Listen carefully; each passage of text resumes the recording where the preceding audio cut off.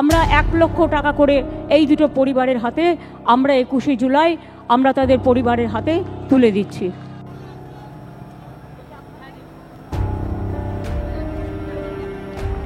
আজকে বিতান অধিকারীর বাবা মাকে 1 লাখ, এখন ওর টাইটেল অধিকারী, তাই আলাউদ্দিন হলে 10 লাখ। এটাই তো সমস্যা।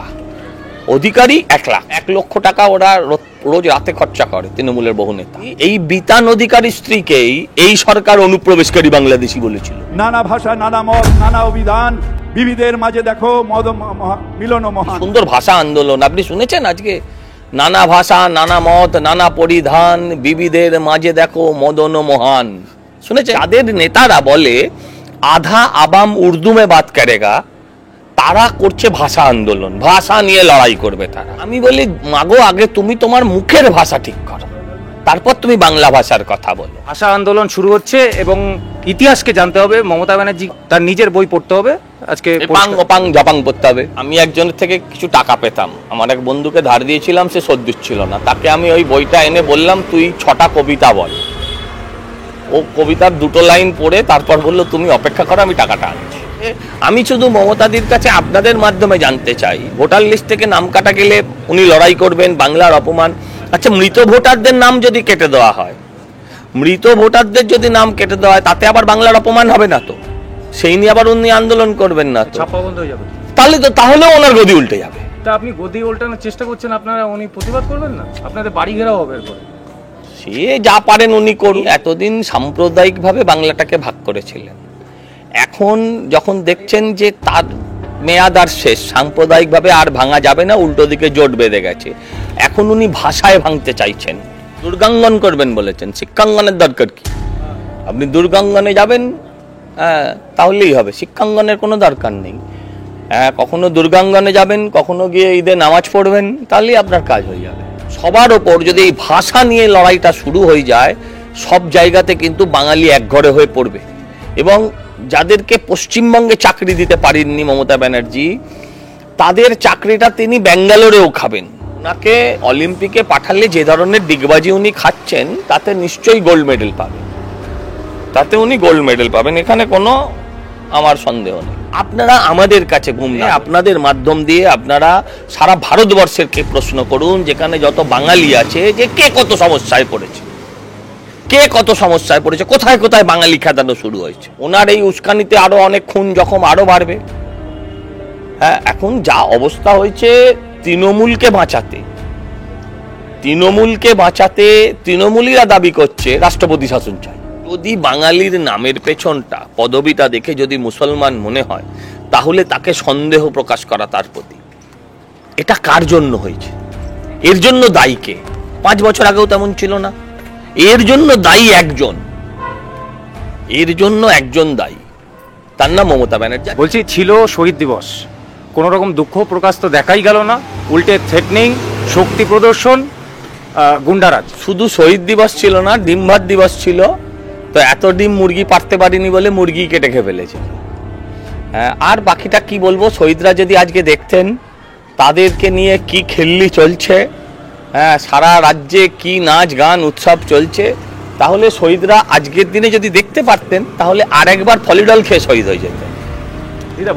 দাদা বলছি, শিক্ষা জাতির মেরুদণ্ড, সেই শিক্ষা স্বাস্থ্যে এত দুর্নীতি হয়েছে যে এরকম একটা মেগা ইভেন্ট, সেখানে শিক্ষা স্বাস্থ্য নিয়ে কোনো কথাই বলতে পারলেন না মুখ্যমন্ত্রী। তাতে কি হয়েছে? দুর্গাঙ্গন করবেন বলেছেন, শিক্ষাঙ্গনের দরকার কি? আপনি দুর্গাঙ্গনে যাবেন, তাহলেই হবে, শিক্ষাঙ্গনের কোনো দরকার নেই।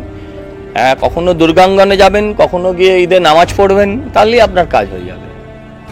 আসলে উনি এতদিন সাম্প্রদায়িকভাবে বাংলাটাকে ভাগ করেছিলেন, এখন যখন দেখছেন যে তার মেয়াদ আর শেষ, সাম্প্রদায়িকভাবে আর ভাঙা যাবে না, উল্টো দিকে জোট বেঁধে গেছে, এখন উনি ভাষায় ভাঙতে চাইছেন।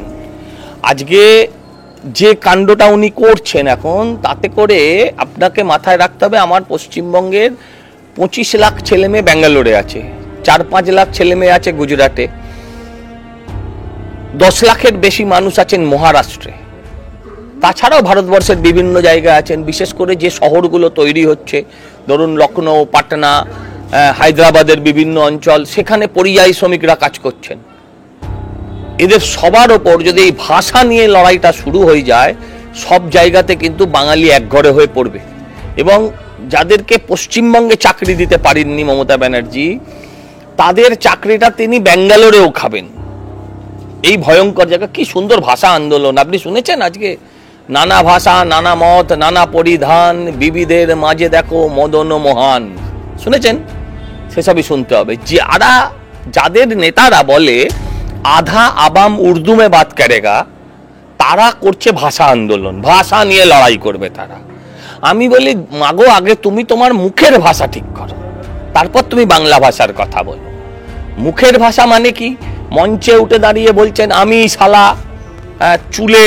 চুলটা হিন্দিতে শুনবেন মুখ্যমন্ত্রী, সেটা আপনারাও শুনেছেন, শোনেননি তা তো নয়, ওনার ভাষা।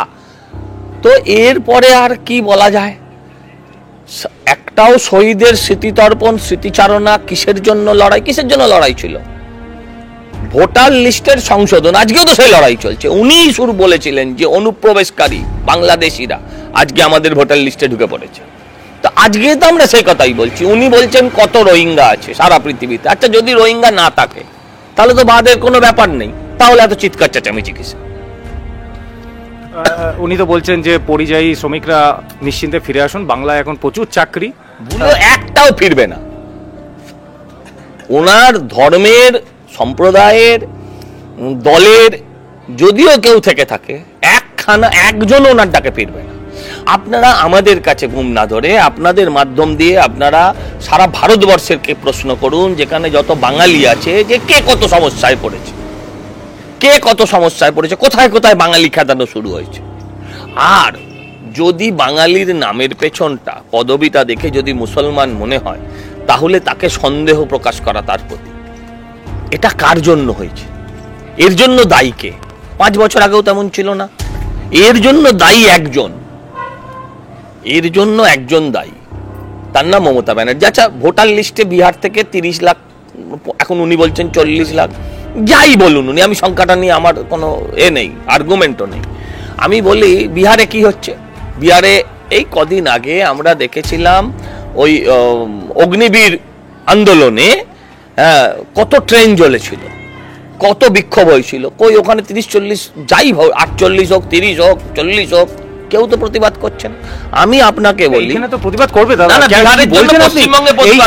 এই যারা ভোটার, ভুয়ো ভোটার বা এই রোহিঙ্গা ভোটার, এরা এই বাম কংগ্রেস এবং তৃণমূলের ভোটার। সেই জন্যই সেটাই তো বোঝাতে চাইছি, তো সেটাই তো বলতে চাইছি। সেই আন্দোলনটা যাদের বিহারে যারা করার কথা ছিল, তারা কেউ করছে না। উনি বিহারের ওই এখানে বলছেন আর বিহারিকে গাল দিচ্ছেন।